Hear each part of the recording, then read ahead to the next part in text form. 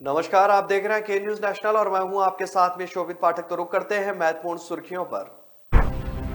देश के राष्ट्रपिता महात्मा गांधी की 74वीं पुण्यतिथि पर पूरा देश उन्हें नमन कर रहा है। इस मौके पर राष्ट्रपति रामनाथ कोविंद और प्रधानमंत्री नरेंद्र मोदी ने भी उन्हें राजघाट पर जाकर श्रद्धांजलि दी। 5 राज्यों में विधानसभा चुनाव के लिए लगभग सभी पार्टियों ने प्रत्याशियों का ऐलान कर दिया है। राजनीतिक उठापटक के बीच चुनाव जीतने के लिए राजनीतिक दलों ने पूरी ताकत झोंक दी है।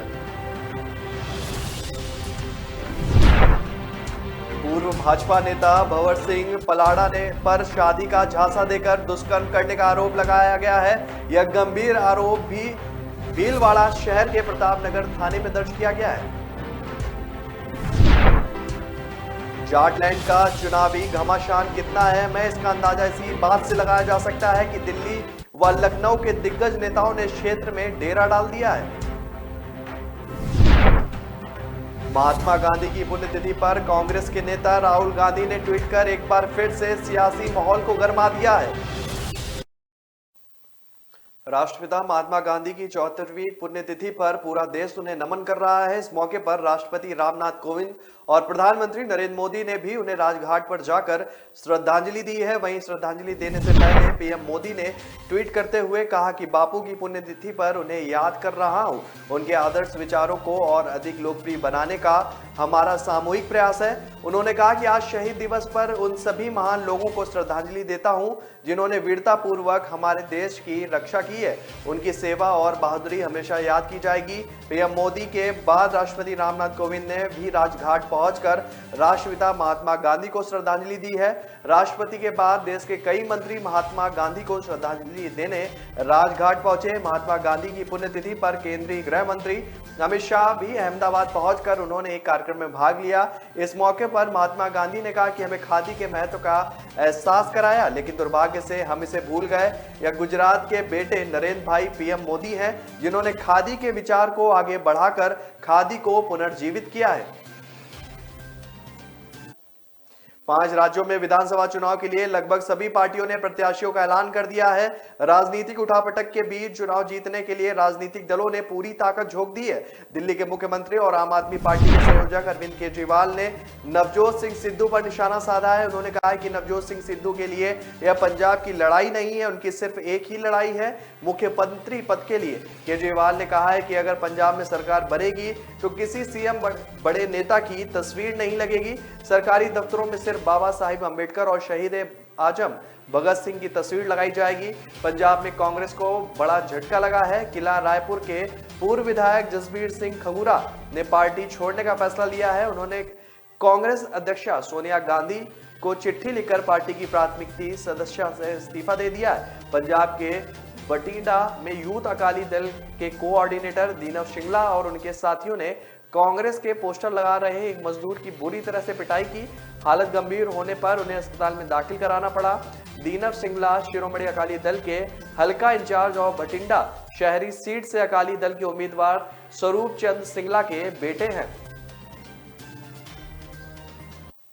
पूर्व भाजपा नेता भंवर सिंह पलाड़ा पर शादी का झांसा देकर दुष्कर्म करने का आरोप लगाया गया है। यह गंभीर आरोप भीलवाड़ा शहर के प्रतापनगर थाने में दर्ज किया गया है। रिपोर्ट में अजमेर निवासी पलाड़ा सहित 12 आरोपियों के खिलाफ एफआईआर दर्ज कराई गई है। इसमें नागौर के पूर्व एसीपी संजय गुप्ता भी शामिल है। पीड़िता एएसआई का आरोप है कि भीलवाड़ा पुलिस लाइन स्थित उनके क्वार्टर पर भंवर सिंह ने साल 2018 से 21 तक कई बार शादी का झांसा देकर दुष्कर्म किया है। इसके सबूत महिला के पास हैं। महिला मूल रूप से अजमेर की मसूदा की रहने वाली है। प्रतापनगर पुलिस से मिली जानकारी के अनुसार भीलवाड़ा के पुलिस लाइन में रहने वाली एएसआई ने मामला दर्ज करवाया है और रिपोर्ट में भंवर सिंह के ड्राइवर रविंद्र, पीए किशनपुरी और बॉडीगार्ड करण बजरंग, विजय संगसा और मनीष धीरज, महिला कांस्टेबल रश्मि नागौर, एएसपी संजय गुप्ता व शिव बन्ना का भी नाम शामिल है। पुलिस ने जांच शुरू कर दी है। एएसआई ने बताया कि उसने वर्ष 2018 में पलाड़ा से ट्रांसफर के लिए नागौर के तत्कालीन एएसपी संजीव गुप्ता के कहने पर संपर्क किया था। विधानसभा चुनाव के दौरान भंवर सिंह एएसआई के पुलिस लाइन स्थित क्वार्टर पर आया, रिवॉल्वर दिखाकर दुष्कर्म किया, विरोध जताने पर शादी करने का झांसा दिया। इसके बाद कई बार अलग अलग स्थानों पर उसके साथ दुष्कर्म किया गया। जाटलैंड का चुनावी घमासान कितना अहम है, इसका अंदाजा इसी बात से लगाया जा सकता है कि दिल्ली व लखनऊ के दिग्गज नेताओं ने इस क्षेत्र में डेरा डाल दिया है। प्रचार के मोर्चे पर भाजपा और सपा रालोद गठबंधन के मुकाबले बसपा और कांग्रेस पीछे नजर आ रही है। पहले चरण में 10 फरवरी को 11 जिलों की 58 सीटों पर वोट डाले जाएंगे। किसान आंदोलन की वजह से जाटों में पैदा हुई नाराजगी के मद्देनजर भाजपा नेता अमित शाह, पार्टी के राष्ट्रीय अध्यक्ष जेपी नड्डा, सीएम योगी आदित्यनाथ, प्रदेश अध्यक्ष स्वतंत्र देव सिंह, केंद्रीय मंत्री स्मृति ईरानी, डिप्टी सीएम केशव प्रसाद मौर्य समेत पार्टी के तमाम आला नेता लगातार पश्चिमी उत्तर प्रदेश में सक्रिय हैं और पार्टी के पक्ष में माहौल बनाने की कोई भी कसर नहीं छोड़ रहे हैं। 31 जनवरी को प्रधानमंत्री नरेंद्र मोदी भी पश्चिम उत्तर प्रदेश में वर्चुअल रैली को संबोधित करने जा रहे हैं। दूसरी तरफ अखिलेश यादव व जयंत चौधरी भी गठबंधन के उम्मीदवारों की जीत के लिए एड़ी चोटी का जोर लगाए हुए हैं। इन दोनों बड़े नेताओं के अलावा सपा रालोद के स्थायी नेता भी व्यापक जनसंपर्क करने के पक्ष में माहौल बनाने की पूरी कोशिश कर रहे हैं। अखिलेश और जयंत चौधरी ने 28 जनवरी को मुजफ्फरनगर में साझा प्रेस कॉन्फ्रेंस करके अपने चुनाव प्रचार अभियान का आगाज किया था। महात्मा गांधी की पुण्यतिथि पर कांग्रेस के नेता राहुल गांधी ने ट्वीट कर एक बार फिर से सियासी माहौल को गरमा दिया है। राहुल ने ट्वीट करते हुए लिखा कि एक हिंदुत्ववादी ने गांधी जी को गोली मारी थी। सब हिंदुत्ववादियों को लगता है कि गांधी जी नहीं रहे। जहां सत्य है वहां आज भी बापू जिंदा हैं। आपको बता दें कि राहुल गांधी इससे पहले भी हिंदुत्ववाद को लेकर हमला बोलते आए हैं और इससे पहले 29 दिसंबर को राहुल गांधी ने कांग्रेस 3 दिवसीय कांग्रेस प्रशिक्षण शिविर के समापन सत्र को संबोधित करते हुए कहा कि जो लोग हिंदुत्व की विचारधारा में विश्वास करते हैं वे किसी के सामने झुकते नहीं है और वे अंग्रेजों के सामने झुकते थे और वे पैसे के सामने झुकते हैं क्योंकि उनके दिल में कोई भी सच्चाई नहीं है। भारत की स्वतंत्रता संग्राम के प्रमुख नायक मोहनदास करमचंद गांधी की मृत्यु 30 जनवरी 1948 को हुई। इस देश इस साल गांधी जी की 74वीं पुण्यतिथि मना रहा है। तो ब्रेक पर जाने से पहले रुक करते हैं महत्वपूर्ण सुर्खियों पर। देश के राष्ट्रपिता महात्मा गांधी की 74वीं पुण्यतिथि पर पूरा देश उन्हें नमन कर रहा है। इस मौके पर राष्ट्रपति रामनाथ कोविंद और प्रधानमंत्री नरेंद्र मोदी ने भी उन्हें राजघाट पर जाकर श्रद्धांजलि दी। 5 राज्यों में विधानसभा चुनाव के लिए लगभग सभी पार्टियों ने प्रत्याशियों का ऐलान कर दिया है। राजनीतिक उठापटक के बीच चुनाव जीतने के लिए राजनीतिक दलों ने पूरी ताकत झोंक दी है। पूर्व भाजपा नेता भंवर सिंह पलाड़ा ने पर शादी का झांसा देकर दुष्कर्म करने का आरोप लगाया गया है। यह गंभीर आरोप भी भीलवाड़ा शहर के प्रतापनगर थाने में दर्ज किया गया है।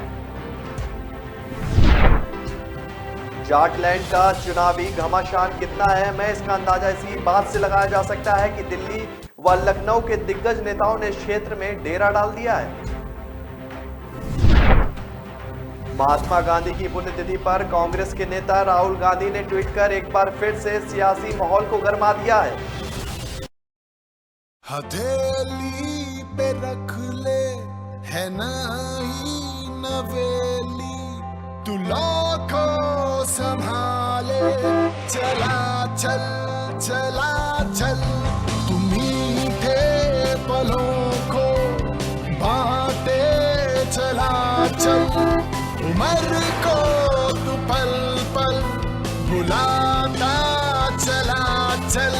ये बातें नहीं है सपने किसी के, तू नाजों से पाले चला चल चला चल। सफर है जो लंबा, होठों पे अपने एक नगमा सजाए चला चल चला चल। Force Traveler, celebrate every journey. Break के बाद फिर स्वागत है आपका। रुक करते हैं महत्वपूर्ण सुर्खी खबरों पर। पेगासस मामले के याचिकाकर्ताओं में से एक वकील एमएल शर्मा ने सुप्रीम कोर्ट में नया आवेदन दाखिल किया है। शर्मा ने न्यूयॉर्क टाइम में छपी खबर पर संज्ञान लेने का अनुरोध किया है। आपको बता दें कि सुप्रीम कोर्ट ने मामले की जांच के लिए पूर्व जज की निगरानी में पहले ही एक कमेटी बना रखी है। दरअसल अमेरिकी अखबार द न्यूयॉर्क टाइम्स की रिपोर्ट में कहा गया है कि भारत सरकार ने 2017 में इजराइल का जासूसी सॉफ्टवेयर पेगासस खरीदा था। इसमें कहा गया है कि मोदी सरकार ने 5 साल पहले $2 अरब करीब 15,000 करोड़ रुपए का जो रक्षा सौदा इजराइल से किया था, उसमें पेगासस स्पाईवेयर की खरीद भी शामिल थी।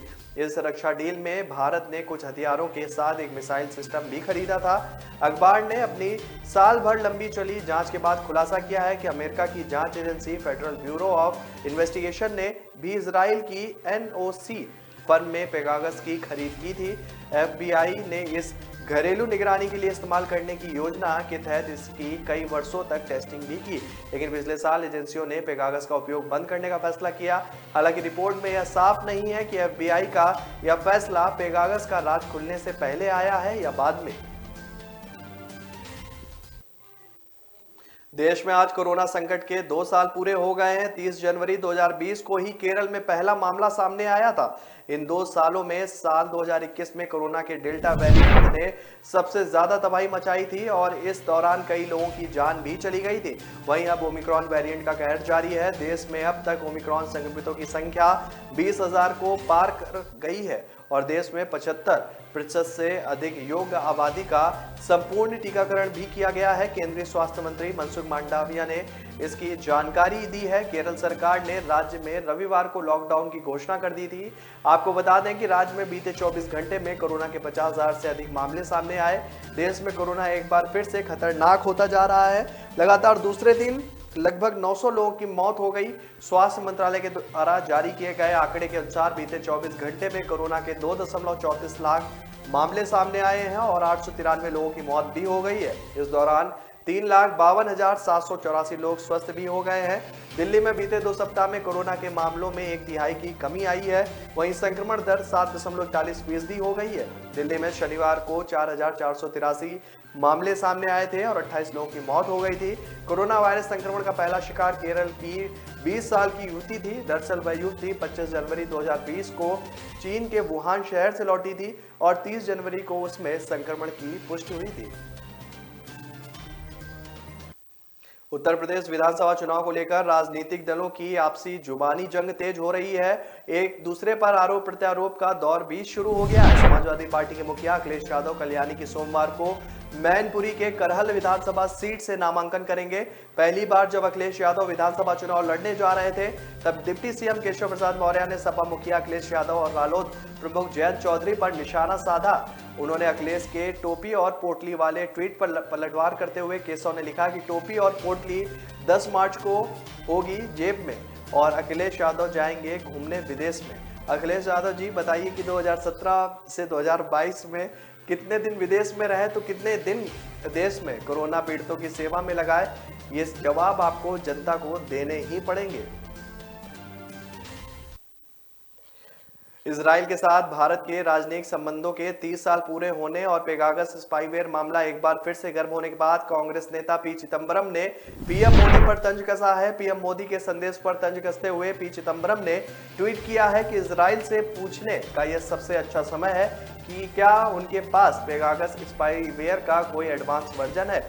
दरअसल पीएम मोदी ने दोनों देशों के बीच राजनयिक संबंध के 30 साल पूरे होने पर कहा था कि संबंधों को आगे बढ़ाने के लिए नए लक्ष्य निर्धारित करने का इससे बेहतर समय नहीं हो सकता। कांग्रेस नेता व पूर्व वित्त मंत्री पी चिदंबरम की यह टिप्पणी न्यूयॉर्क टाइम्स की एक रिपोर्ट सामने आने के एक दिन बाद आई है। रिपोर्ट में कहा गया है कि इजराइल स्पाईवेयर, पेगासस और एक मिसाइल प्रणाली 2017 में भारत और इजराइल के बीच हुए $2 बिलियन के सौदे के केंद्र बिंदु थे। रिपोर्ट सामने आने व रक्षा सौदे के रूप में इजराइल से पेगासस स्पाईवेयर खरीद पर कांग्रेस भाजपा पर हमलावर है। कांग्रेस ने आरोप लगाया है कि मोदी सरकार ने यह सौदा कर संसद, सुप्रीम कोर्ट और लोकतंत्र को धोखा दिया है। यह राजद्रोह का मामला है। कांग्रेस इस मुद्दे को बजट सत्र के दौरान भी उठा सकती है। इससे पहले संसद का मानसून सत्र भी पेगासस स्पाईवेयर की भेंट चढ़ गया था। विपक्ष की ओर से इस पूरे मुद्दे पर संसद के दोनों सदनों में जबरदस्त हंगामा किया गया था, जिस कारण मानसून सत्र को स्थगित तक करना पड़ गया था।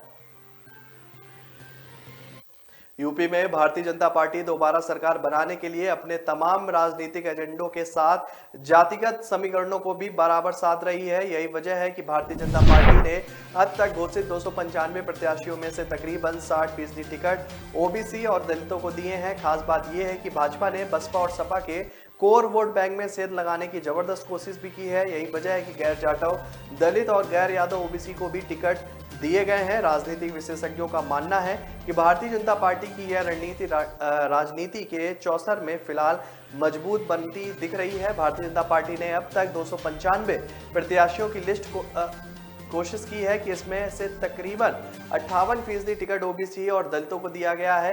इसमें से 160 टिकट पिछड़ी जातियों को और 64 टिकट दलित वर्ग को दिया गया है।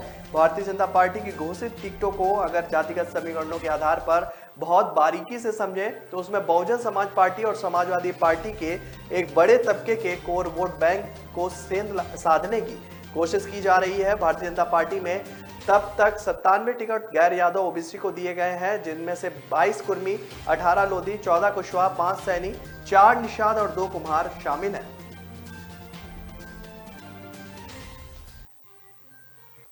तो ब्रेक पर जाने से पहले रुक करते हैं महत्वपूर्ण सुर्खियों पर।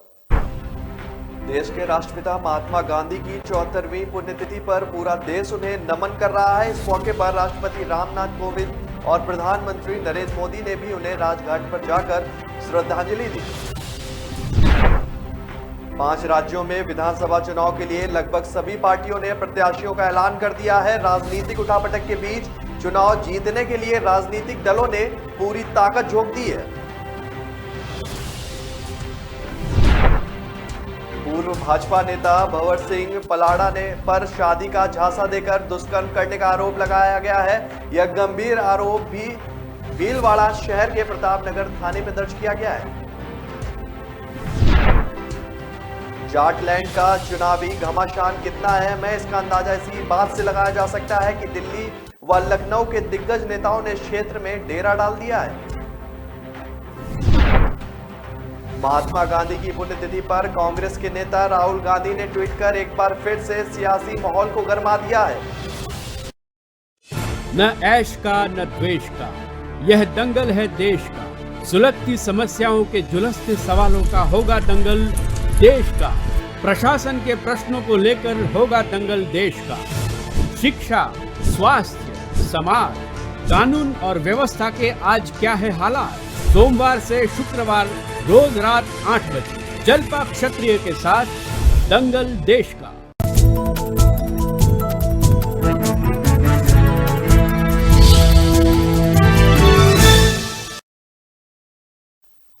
ब्रेक के बाद फिर स्वागत है आपका। रुक करते हैं आगे की महत्वपूर्ण खबरों पर।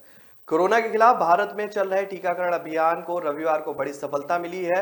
भारत की 75% वयस्क आबादी अब पूरी तरह से टीकाकरण करवा चुकी है। रविवार को यह जानकारी केंद्रीय स्वास्थ्य मंत्री मनसुख मंडाविया ने दी है। उन्होंने बताया कि देश की 75% वयस्क आबादी को वैक्सीन की दोनों डोज लगाई जा चुकी है। मनसुख मंडाविया ने ट्वीट किया कि सबका साथ सबका प्रयास के मंत्र के साथ भारत ने अपनी 75% वयस्क आबादी को वैक्सीन की दोनों डोज लगाने का लक्ष्य हासिल कर लिया है। कोरोना से लड़ाई में हम निरंतर मजबूत हो रहे हैं। हमें सभी नियमों का पालन करते रहना चाहिए और जल्द से जल्द वैक्सीन लगवानी चाहिए। इस उपलब्धि पर प्रधानमंत्री नरेंद्र मोदी ने सभी देशवासियों को बधाई दी है। उन्होंने अपने ट्वीट में लिखा कि सभी वयस्कों में से 75% का पूर्व टीकाकरण किया जा चुका है। इस महत्वपूर्ण उपलब्धि के लिए हमारे देशवासियों को बधाई। उन सभी पर गर्व है जो हमारे टीकाकरण अभियान को सफल बना रहे हैं। महाराष्ट्र के लोनावाला के सीला तने गांव के पास मुंबई पुणे एक्सप्रेसवे पर एक कार और एक कंटेनर ट्रक की टक्कर में 5 लोगों की दर्दनाक मौत हो गई। पूरे ग्रामीण पुलिस अधिकारी ने बताया कि शवों को खंडाला के अस्पताल में रखा गया है। वहीं शिकारपुर पुलिस स्टेशन के एक अधिकारी ने बताया कि प्रारंभिक जानकारी के अनुसार कार में सवार 2 लोग और 2 मोटरसाइकिल पर सवार 3 लोगों की मौत हो गई है। 4 की मौके पर ही मौत हो गई और एक ने अस्पताल में दम तोड़ दिया। पुलिस अधिकारी के अनुसार दुर्घटना रविवार शाम करीब 6:15 बजे हुई। अर्टिगा में सवार लोग अहमदनगर में शादी में शामिल होने के बाद पुणे लौट रहे थे। एक बाइक पर सवार दंपत्ति मुंबई की ओर जा रहे थे। दूसरी बाइक पर सवार व्यक्ति स्थानीय था जो हादसे का शिकार हुए हैं। दिल्ली के विवेक विहार के कस्तूरबा नगर इलाके में जांच के दौरान रोजाना ही नए वीडियो सामने आ रहे हैं। शनिवार को हैवानियत के कुछ और वीडियो सामने आए जिसमें करीब 70 से 80 महिलाओं के बीच पीड़िता को मुंह पर कालिक पोत कर गली गली घुमाया जा रहा है। एक वीडियो में एक युवक आरोपी महिला को समझाकर पीड़िता को महिला के चंगुल से छुड़ाने का भी प्रयास कर रहा है, लेकिन आरोपी महिलाएं उसे एक कमरे में लेकर घुसती हुई दिखाई दे रही हैं। इस दौरान पीड़िता हाथ जोड़कर रहम की भीख भी मांग रही है। वहां मौजूद किसी भी महिला का दिल नहीं पसीज रहा, उल्टा वह उसे दुल्हन बनाकर मुंह दिखाई करने की बात कह रही है। एक महिला ने नोट निकालकर उसके सिर पर घुमाया। इस दौरान घर में मौजूद महिलाएं ताली बजाती और हूटिंग करती हुई दिखाई दी। एक वीडियो में दिखता है कि आरोपी पीड़िता को बाल पकड़कर कड़कड़डूमा गांव के मकान से जबरन खींचकर लाते हैं और इसके बाद जबरन उसको ऑटो में बैठाकर घर ले जाने की भी बात कही जा रही है। वीडियो में दिख रहा है कि महिला उसके मुंह पर थप्पड़ ही थप्पड़ मार रही है। ऑस्ट्रेलिया के पूर्व कप्तान इयान चैपल ने कहा है कि विराट कोहली एक अलग तरह के कप्तान थे। उन्होंने भारतीय टीम की अगुवाई करते समय अपने उत्साह को कम नहीं होने दिया और सफलतापूर्वक टीम का नेतृत्व किया। दक्षिण अफ्रीका के खिलाफ टेस्ट सीरीज में भारतीय टीम 1-2 से हारने के बाद विराट ने टेस्ट टीम की कप्तानी भी छोड़ दी थी। अब वो किसी भी फॉर्मेट में कप्तान नहीं है। तीनों फॉर्मेट में विराट एक बल्लेबाज के रूप में टीम इंडिया का हिस्सा होंगे। कोहली को अंतर्राष्ट्रीय क्रिकेट में शतक बनाए 2 साल से अधिक का समय हो गया है। ऐसे में उन पर काफी दबाव था। इसी वजह से उन्होंने पहले T20 की कप्तानी छोड़ी, इसके बाद उनसे वनडे की कप्तानी ले ली गई और अंत में उन्होंने टेस्ट टीम की कप्तानी भी छोड़ दी।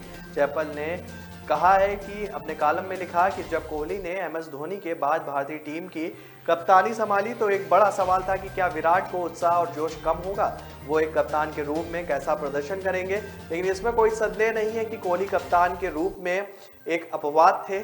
उन्होंने अपने उत्साह पर अंकुश नहीं लगाया, लेकिन फिर भी वे भारतीय टीम को उच्च स्तर तक ले जाने में सक्षम रहे। उप कप्तान अजिंक्य रहाणे की मदद से उन्होंने भारत को विदेशी जमीन पर वो सफलता दिलाई जो कोई और भारतीय कप्तान नहीं कर पाया।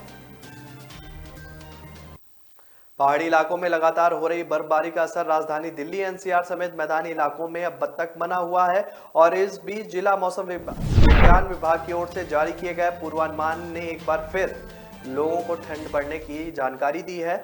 मौसम वैज्ञानिकों का कहना है कि अगले 24 घंटों में पश्चिमी हिमालय के ऊपरी इलाकों में हल्की बारिश और हिमपात की संभावना है। इसके चलते उत्तर भारत में शीतलहर की स्थिति बनी रहेगी। पहाड़ों पर बर्फबारी का असर पंजाब, राजस्थान, उत्तर प्रदेश, उत्तराखंड, बिहार, झारखंड के कई इलाकों में देखने को भी मिल सकता है। वैज्ञानिकों का कहना है कि फरवरी के शुरुआती सप्ताह में पश्चिमी विक्षोभ के कारण एक बार फिर से मौसम जो है वो बदल सकता है। मौसम वैज्ञानिकों ने बताया कि 2 फरवरी तक पश्चिमी विक्षोभ पश्चिमी हिमालय के क्षेत्र में पहुंच सकता है। इसके चलते 2 से 4 फरवरी के बीच दिल्ली, हरियाणा, पंजाब के कुछ इलाकों में बारिश भी हो सकती है। मौसम विभाग के मुताबिक उत्तर प्रदेश में ठंड से कुछ राहत मिलने की उम्मीद भी है। तो फिलहाल इस बुलेटिन में मेरे साथ इतना ही। आगे की खबरों के लिए बने रहिए के न्यूज नेशनल के साथ। नमस्कार। देश के राष्ट्रपिता महात्मा गांधी की 74वीं पुण्यतिथि पर पूरा देश उन्हें नमन कर रहा है। इस मौके पर राष्ट्रपति रामनाथ कोविंद और प्रधानमंत्री नरेंद्र मोदी ने भी उन्हें राजघाट पर जाकर श्रद्धांजलि दी। 5 राज्यों में विधानसभा चुनाव के लिए लगभग सभी पार्टियों ने प्रत्याशियों का ऐलान कर दिया है। राजनीतिक उठापटक के बीच चुनाव जीतने के लिए राजनीतिक दलों ने पूरी ताकत झोंक दी है। पूर्व भाजपा नेता भंवर सिंह पलाड़ा ने पर शादी का झांसा देकर दुष्कर्म करने का आरोप लगाया गया है। यह गंभीर आरोप भी भीलवाड़ा शहर के प्रतापनगर थाने में दर्ज किया गया है। जाटलैंड का चुनावी घमासान कितना है, मैं इसका अंदाजा इसी बात से लगाया जा सकता है कि दिल्ली व लखनऊ के दिग्गज नेताओं ने क्षेत्र में डेरा डाल दिया है। महात्मा गांधी की पुण्यतिथि पर कांग्रेस के नेता राहुल गांधी ने ट्वीट कर एक बार फिर से सियासी माहौल को गरमा दिया है।